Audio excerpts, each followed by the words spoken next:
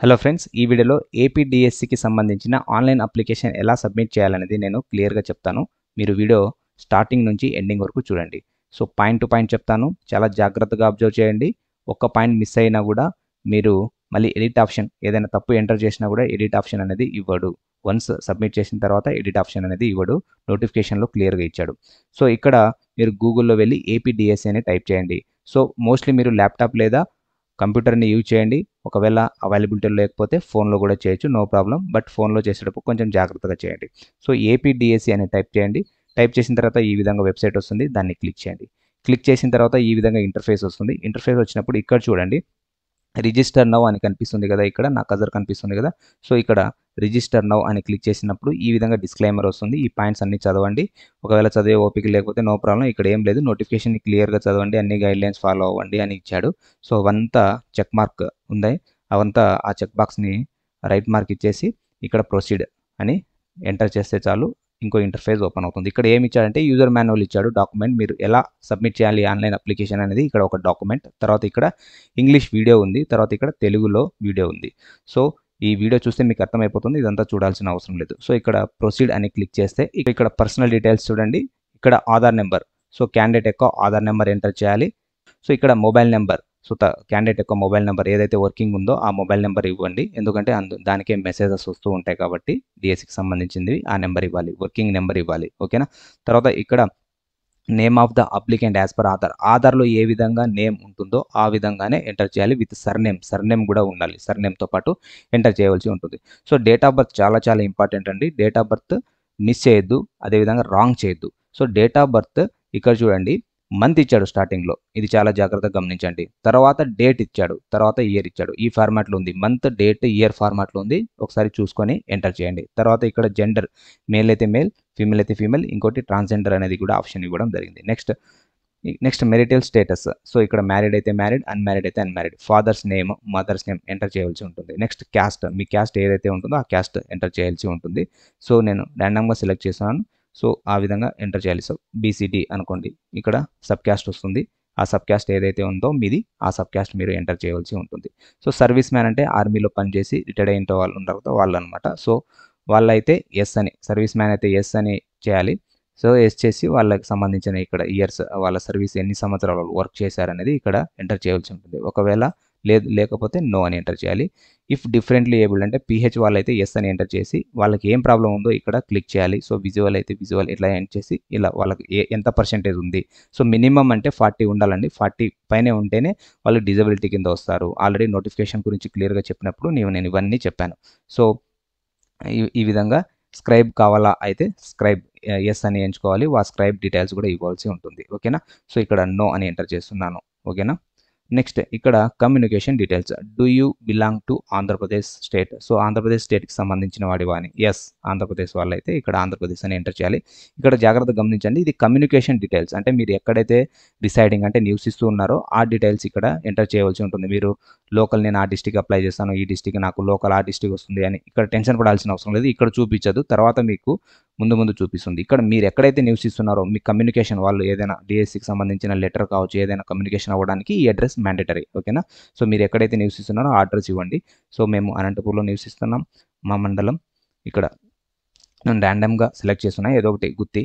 So ఇక్కడ village ఏదో ఒక సెలెక్ట్ చేస్తున్నాను నేను, అంటే మీది ఏది ఉంటే అది సెలెక్ట్ చేయండి, నేను మీకు చూపించడానికి ఎగ్జాంపుల్స్ తీసుకుంటున్నా. ఓకేనా.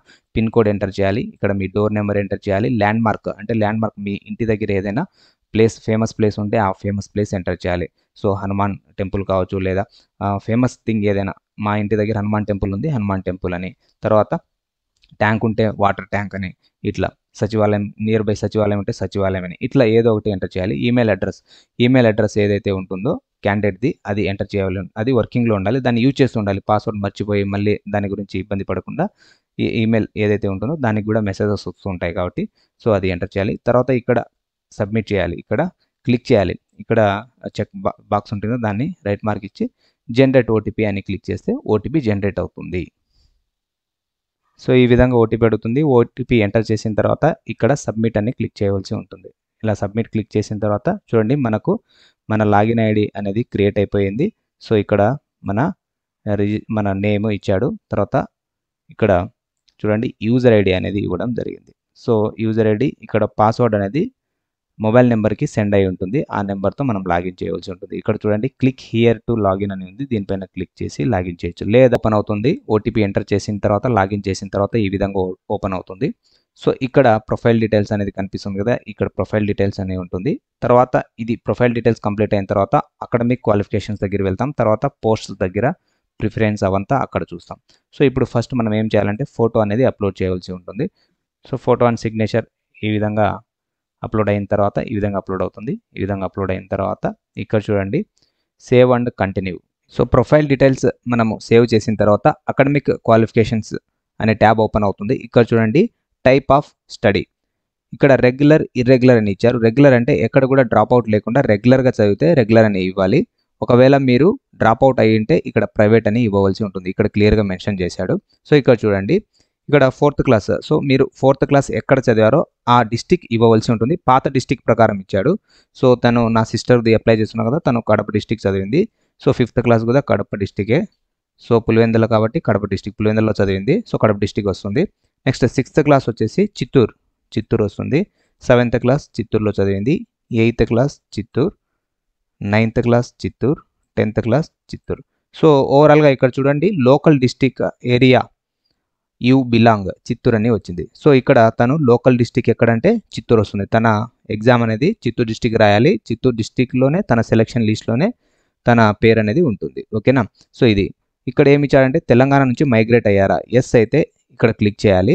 ఇక్కడ మళ్ళీ ఏ డిస్టిక్కి చెందినవారు, మీరు ఏ డిస్టిక్ లోకల్ అవుతారు అనేది ఇక్కడ అడుగుతుంది. ఒకవేళ నో అనుకుంటే ఇక్కడ నో అని క్లిక్ చేయవలసి ఉంటుంది. నెక్స్ట్ ఇక్కడ చూడండి హ్యావ్ యూ స్టడీడ్ ఎస్ఎస్సి, మీరు ఎస్ఎస్సి చదివారా, మీరు ఎస్ఎస్సి చదివారా అని అడుగుతున్నారు. ఎస్. సో నెక్స్ట్ ఇక్కడ చూడండి board. So Andhra Pradesh board of secondary education Andhra Pradesh. Next ఇక్కడ చూడండి సెలెక్ట్ మీడియం తెలుగు. సో కొందరు సిబిఎస్ఈ చదివి ఉండొచ్చు, ఐసిఎస్సి చదివి ఉండొచ్చు, అదర్ స్టేట్ అంటే కర్ణాటక కావచ్చు, హైదరాబాద్ కావచ్చు, ఇట్లా తెలంగాణ. సో చదివిన వాళ్ళు అదర్ స్టేట్ బోర్డ్ అని క్లిక్ చేసి అక్కడ మీ హాల్ టికెట్ నెంబర్, మీ మార్క్స్ ఎంటర్ చేయవలసి ఉంటుంది. నెక్స్ట్ ఇక్కడ చూడండి ఫస్ట్ లాంగ్వేజ్. సో ఇక్కడ తెలుగు, ఫస్ట్ లాంగ్వేజ్ తెలుగు ఉంటుంది ఎస్ఎస్సిలో. ఇక్కడ చూడండి ఇయర్ ఆఫ్ పాసింగ్ తను 2016లో పాస్ అయింది. So next hall ticket number ఇక్కడ ఎంటర్ చేయవలసి ఉంటుంది. సో తనకు 8.3 గ్రేడ్ జీపీఏ గ్రేడ్ ఉంది. సో పర్సెంటేజ్ అడుగుతుంది కాబట్టి 83. సో 8.3 అంటే 83% ఇంకా.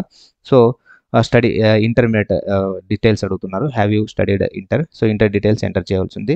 సో తను ఇంటర్మీడియట్ ఇక్కడ చదివింది.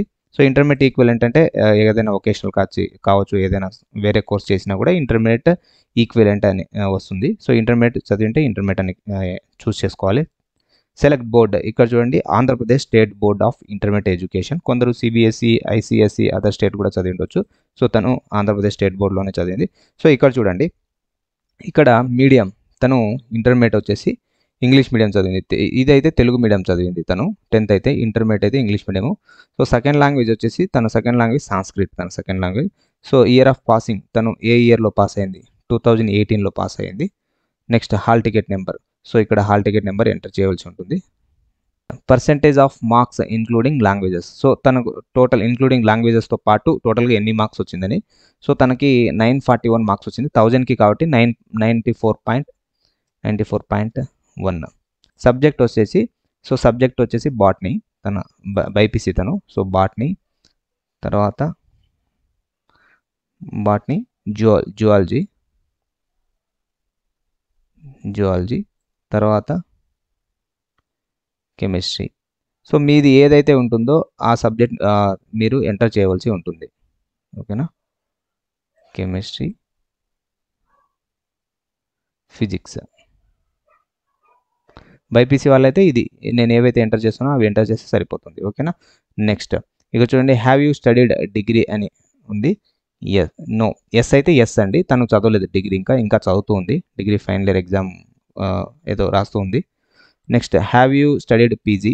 నో, తను చదవలేదు.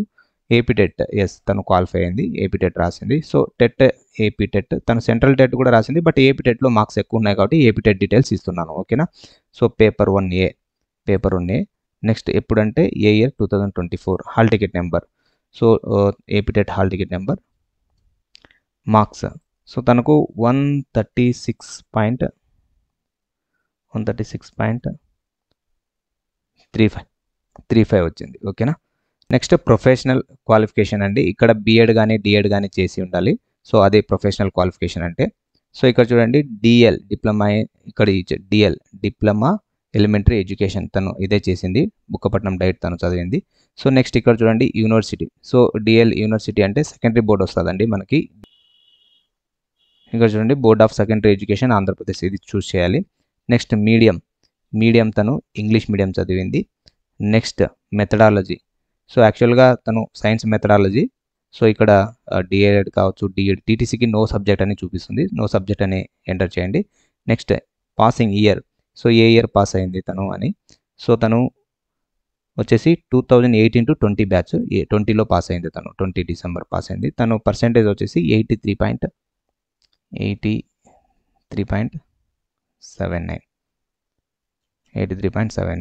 సో 1 డెసిమల్ 1 వరకే పడుతుంది, 1 నెంబర్ పడుతుంది. సో 83.7. ఈ విధంగా మనము అకాడమిక్ డీటెయిల్స్ ఎంటర్ చేయవలసి ఉంటుంది. సో ఒకసారి ఈ సేవ్ అండ్ కంటిన్యూ కొట్టబోయే ముందు ఒకసారి అన్నీ చెక్ చేసుకోండి. మీరు ఎంటర్ చేసిన తర్వాత ఒకసారి అన్నీ చెక్ చేసుకొని తర్వాతనే సేవ్ అండ్ కంటిన్యూ అనేది కొట్టండి. సేవ్ అండ్ కంటిన్యూ కొట్టిన తర్వాత ఈ విధంగా మన డీటెయిల్స్ వస్తుందండి. వచ్చిన తర్వాత ఒకసారి మళ్ళీ మనము ఈ వెరిఫై చేసుకొని కరెక్ట్ చేయవలసి ఉంటుంది. నెక్స్ట్ బేసిక్ ఎడ్యుకేషన్ డీటెయిల్స్, ఇది కూడా ఒకసారి చెక్ చేసుకోవాలి. మీ లోకల్ డిస్ట్రిక్ట్ ఒకసారి చెక్ చేసుకొని తర్వాత ఇక్కడ చెక్ బాక్స్ని క్లిక్ చేయాలి.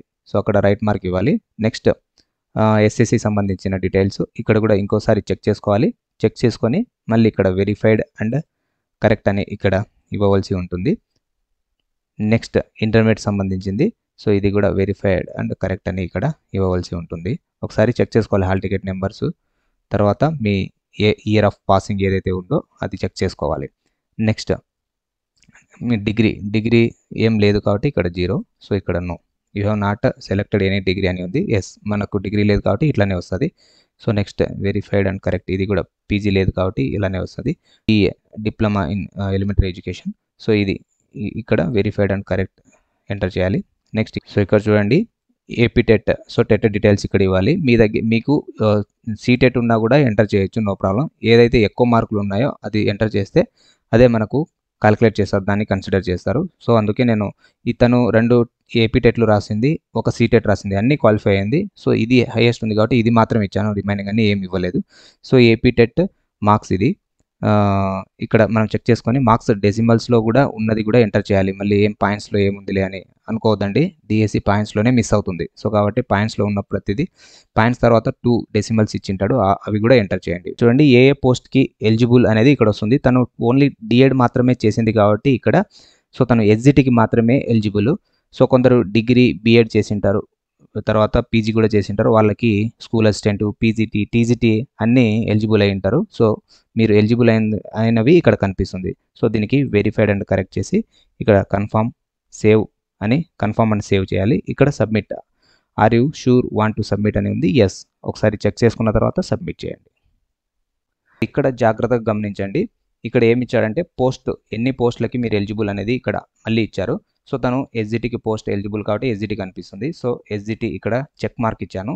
తర్వాత ఇక్కడ తన లోకల్ డిస్టిక్ ఏదైతే ఉందో దానికి ఇస్తున్నాను, అంటే ఏ డిస్టిక్కి మీరు అప్లై చేయాలనుకుంటున్నారు పోస్ట్కి అని. సో తను చిత్తూరు డిస్టిక్కి అప్లై చేయాలి, ఎందుకంటే చిత్తూరులోనే ఎక్కువ పోస్టులు ఉన్నాయి. ఇక్కడ కనిపిస్తుంది కదా, తను 404 పోస్టులకి తను ఎలిజిబుల్. నాన్ లోకల్ కింద అప్లై చేస్తే తను 152 కర్నూలు డిస్టిక్కి ఎలిజిబుల్ అవుతుంది. ఒకవేళ మీరు నాన్ లోకల్ కింద అప్లై చేయాలనుకుంటే ఇక్కడ కర్నూలు ఎంటర్ చేయవలసి ఉంటుంది. You have selected non local post అని మళ్ళీ ఎర్రర్ చూపిస్తుంది. సో కాబట్టి నేను చిత్తూరు డిస్టికే సెలెక్ట్ చేసుకుంటాను కాబట్టి చిత్తూరు డిస్టిక్. చూడండి ఈ విధంగా అప్లయింగ్ ఫర్ చిత్తూరు అని ఇక్కడ కనిపిస్తుంది కదా. మీరు ఇక్కడ మళ్ళీ వ్యూ మోర్ చూసుకోవచ్చు, ఏ డిస్టిక్ ఎన్ని పోస్టులు ఉన్నాయనేది మీరు ఇక్కడ చెక్ చేసుకోవచ్చు. ఓకేనా. నెక్స్ట్ ఇక్కడ చూడండి, సో ఇక్కడ ఏవైతే ఉన్నాయో ప్రిఫరెన్స్ చాలా జాగ్రత్తగా గమనించండి. ఇక్కడ government, local bodies, government first preference గవర్నమెంటే ఇచ్చుకోండి. ఎందుకంటే సో గవర్నమెంట్ స్కూల్స్లో తొందరగా ప్రమోషన్ వచ్చే అవకాశం ఉంటుంది. తర్వాత గవర్నమెంట్ దాంట్లోనే లోకల్ బాడీస్ ఇచ్చారు. లోకల్ బాడీస్ అంటే ఎంపీపీ, జెడ్పీపీ అవి. సో మనం ఏం చేయలేము, ఇంకా government separate, local body separate ఇచ్చింటే బాగుండు. సో గవర్నమెంట్తో పాటునే 6 లోకల్ బాడీస్ అని ఇచ్చాడు. సో అందుకే నేను గవర్నమెంట్ పోస్ట్ కావాలి కాబట్టి నేను గవర్నమెంట్ అని సెలెక్ట్ చేశాను. నెక్స్ట్ ఇక్కడ ట్రైబల్ వెల్ఫేర్ ఉంది, మున్సిపాలిటీ ఉంది, ఈ విధంగా ఉంది. సో నేను చిత్తూరు మున్సిపల్ తీసుకుంటున్నాను, తర్వాత మున్సిపల్ కార్పొరేషన్ తీసుకుంటున్నాను. సో తర్వాత నేను ట్రైబల్ వెల్ఫేర్ ఆశ్రమ్ స్కూల్ తీసుకుంటున్నాను. ఓకేనా. ట్రైబల్ వెల్ఫేర్ యాక్చువల్గా ట్రైబల్ వెల్ఫేర్లో బాగుంటుందండి. అక్కడ ఎవరైతే జెంట్స్ టీచర్ ఉంటారో వాళ్ళకి చాలా బాగుంటుంది. అక్కడ కూడా చాలా తొందరగా ప్రమోషన్స్ అయితే వస్తాయి. ఎవరైతే జెంట్స్ టీచర్ ఉంటారో వాళ్ళు ట్రైబల్ వెల్ఫేర్ స్కూల్స్ సెలెక్ట్ చేసుకోండి. అవి అంటే ట్రాన్స్ఫర్స్ ఎక్కువ ఉండవు. ఒకే చోట ఉండాల్సి ఉంటుంది. ఒకే చోట మీరు సర్వీస్ మొత్తం ఒక చోటైనా ఉండాల్సి ఉంటుంది. ట్రాన్స్ఫర్స్ అనేవి ఉండవు. ఒకే చోట ఉండాల్సి ఉంటుంది. సో, ఈ విధంగా నేను సెలెక్ట్ చేసుకున్నాను. ఫస్ట్ గవర్నమెంట్, తర్వాత మున్సిపల్ కార్పొరేషన్. ఎందుకంటే municipal corporation Chittoor, Tirupati 2 municipal corporations. So, మాకు మదనపల్లి దగ్గరవుతుంది. మున్సిపల్ వస్తే మదనపల్లి తీసుకోవచ్చు. అందుకే నేను మున్సిపల్ సెలెక్ట్ చేశా. తర్వాత గవర్నమెంట్ లోకల్ బాడీస్. ఈ government local bodies government schools ఎక్కడైనా పల్లెలో ఉన్నా పోవాల్సిందే. ఎందుకంటే ఒక 3-4 ఇయర్స్ సర్వీస్ చేసే చాలు మనకు మంచిగా ప్రమోషన్ అనేది తొందరగా వచ్చేస్తుంది. ఓకేనా? తర్వాత ఎగ్జామినేషన్ సెంటర్. నేను ఆల్రెడీ ఎగ్జామినేషన్ సెంటర్స్ ఇక్కడ ప్రిఫర్ చేసి అంటే నా ప్రిఫరెన్స్ నేను పెట్టేశాను. మీరు మీ దగ్గర ఉన్న నియర్ బై ప్లేసెస్ మీరు పెడితే సరిపోతుంది. సో, ఇక్కడ ఓటీపీ వచ్చింది. సో, ఇలా ఓటీపీ ఎంటర్ చేసిన తర్వాత ఓటీపీ వస్తుంది. ఓటీపీ వచ్చిన తర్వాత సబ్మిట్ ఎంటర్ చేయవలసి ఉంటుంది. సబ్మిట్ చేసిన తర్వాత చూడండి successfully submitted and upload the documents అని ఉంది. ఇప్పుడు డాక్యుమెంట్స్ అప్లోడ్ చేయవలసి ఉంటుంది. చూడండి ఇప్పుడు క్యాస్ట్ సర్టిఫికేట్ సంబంధించింది. తర్వాత application name in certificate. Applicant name in certificate compulsory ఉంటుంది. ఆ సర్టిఫికేట్లో అప్లికెంట్ నేమ్ ఏదైతే ఉందో అది caste, sub caste, district, mandal అవి ఎంటర్ చేయాలి. తర్వాత ఇక్కడ చూడండి ఎస్ఎస్సి మార్క్స్ మేము అప్లోడ్ చేయాలి. ఇంటర్మీడియట్ మార్క్స్ మేము అప్లోడ్ చేయాలి. సో, తర్వాత ప్రొఫెషనల్ క్వాలిఫికేషన్ డిఎడ్ సంబంధించింది మార్క్స్ మేము అప్లోడ్ చేయాలి. తర్వాత స్కూలింగ్ డీటెయిల్స్. సో, ఇక్కడ చూడండి 4th క్లాస్ ఉంది. సో, 4th క్లాస్ తను ఒక స్కూల్లోనే చదివింది. 4th class next 5th class ఇంకో స్కూల్లో చదివింది కాబట్టి 4th to 4th ఒక స్టడీ ఉంది. 5th to 5th ఒక స్టడీ ఉంది. 6th class to 10th class వరకు ఒక స్టడీ ఉంది. సో, ఇది సరిపోతుంది. ఈ విధంగా మీరు అప్లోడ్ చేయవలసి ఉంటుంది. ఒకవేళ మీరు 6th class 4th to 5th వరకు ఒక చోట ఉంటే 4th, 5th ఇలా ఈ విధంగా 5th సెలెక్ట్ చేసుకుంటే చూడండి 4th, 5th, 6th, 10th ఇట్లా మీరు ఎంటర్ చేసి మీరు అప్లోడ్ చేయవలసి ఉంటుంది. తను 4th ఒక చోట కాబట్టి 4th to 4th, తర్వాత 5th to 5th ఒక స్కూలు, 6th to 10th ఒక స్కూల్. కాబట్టి ఈ విధంగా అప్లోడ్ చేసి ఇక్కడ హియర్ బై అని టైప్ జనరేట్ ఓటీపీ అని కొడితే ఓటీపీ జనరేట్ అవుతుంది. తర్వాత సబ్మిట్ చేసేస్తే అప్లికేషన్ అనేది సబ్మిట్ అయిపోతుంది. నేను తన డాక్యుమెంట్స్ ఇంకా ఇక్కడ అప్లోడ్ చేయట్లేదు. తన సర్టిఫికేట్స్ ఇంకా డిగ్రీ కాలేజ్లో ఉంది. అక్కడ నుంచి ఇప్పించుకొని తర్వాత స్కాన్ చేసి నేను అప్లోడ్ చేయవలసి ఉంటుంది. మీకు చూపించడానికి నేను ఇక్కడ వరకు ప్రాసెస్ చేశాను. ఈ ప్రాసెస్ నేను ఎప్పుడైనా చేసుకోవచ్చు. లాస్ట్ డేట్ లోపైనా నేను ఈ ప్రాసెస్ చేసుకోవచ్చు. సో, మళ్ళీ నేను క్యాండిడేట్ లాగిన్లో వెళ్ళి లాగిన్ చేస్తే ఇక్కడ నుంచి స్టార్ట్ అవుతుంది. ఇక్కడ నుంచి నేను సర్టిఫికేట్స్ అనేది అప్లోడ్ చేసుకోవచ్చు. జనరేట్ ఓటీపీ అయిన తర్వాత మీరు సబ్మిట్ అని క్లిక్ చేస్తే మీ అప్లికేషన్ అనేది సబ్మిట్ అయిపోతుంది. అక్కడ సో, పేమెంట్ డీటెయిల్స్ వస్తుంది. చూడండి నేను ఆల్రెడీ ఇక్కడ పేమెంట్ చేసినట్టు ఇక్కడ చూడండి చూపిస్తుంది. ఎప్పుడు పేమెంట్ చేశానో డేట్ కూడా చూపిస్తుంది. 2024 డిఎస్సి టైంలో నేను పేమెంట్ అనేది చేశాను. అప్పుడు డీటెయిల్స్ ఇంకా ఉంది చూడండి. సో, ఆ పేమెంట్ డీటెయిల్స్ కూడా నేను డౌన్లోడ్ ఇక్కడ చేసుకోవచ్చు. చూడండి నేను పేమెంట్ చేసిన డీటెయిల్స్ కూడా ఇక్కడ డౌన్లోడ్ అయింది. ఓకేనా? సో, పేమెంట్ ఆల్రెడీ చేసింటే మళ్ళీ చేయాల్సిన అవసరం లేదండి. సో, జస్ట్ ఓకే అని కొట్టేసి మీరు మీ అప్లికేషన్ని సబ్మిట్ చేసేయవచ్చు. పేమెంట్ చేయకపోతే ఎన్ని పోస్టులకి అయితే మీరు అప్లై చేస్తున్నారో అన్ని పోస్టులకి పేమెంట్ చేయాలి. ఒకవేళ మీరు ప్రీవియస్ డిఎస్సిలో ఓన్లీ ఎస్జిటికి అప్లై చేశారు. ఇప్పుడు స్కూల్ అసిస్టెంట్కి మీరు ఎలిజిబుల్ ఉన్నారు. సో, అప్పుడు ఏం చేయాలంటే ఇప్పుడు ఎస్జిటికి ఆల్రెడీ పేమెంట్ చేశారు కాబట్టి ఎస్జిటి చేయాల్సిన అవసరం లేదు. స్కూల్ అసిస్టెంట్కి మళ్ళీ 750 పే చేయవలసి ఉంటుంది. మీకు ఏవైనా డౌట్ ఉంటే నాకు కామెంట్ సెక్షన్లో కమెంట్ చేయండి. నేను 100% రిప్లై ఇస్తాను. ఓకేనా? 100% రిప్లై ఇస్తాను. మీకు ఏ డౌట్ ఉన్నా ఏ చిన్న డౌట్ ఉన్నా నో ప్రాబ్లం నేను రిప్లై ఇస్తాను. సో, ఇలాంటి మంచి కంటెంట్ కోసం మన యూట్యూబ్ ఛానల్ని ఫాలో అవ్వండి. మీకు మరిన్ని అప్డేట్స్ డిఎస్సికి సంబంధించిన అప్డేట్స్ వస్తూ ఉంటాయి. సో, డిఎస్సి సిలబస్ కావచ్చు, ఇంగ్లీష్ సంబంధించిన కంటెంట్ కావచ్చు. సో, టెస్ట్ సిరీస్ కండక్ట్ చేయాలనుకుంటున్నాం. దాని గురించి కూడా నేను వీడియో అయితే చేస్తాను. టోటల్గా మన డిఎస్సి కంప్లీట్ అయ్యేంత వరకు నేను టచ్లోనే ఉంటాను మీకు. ఓకేనా? So, thank you for watching this video. By by.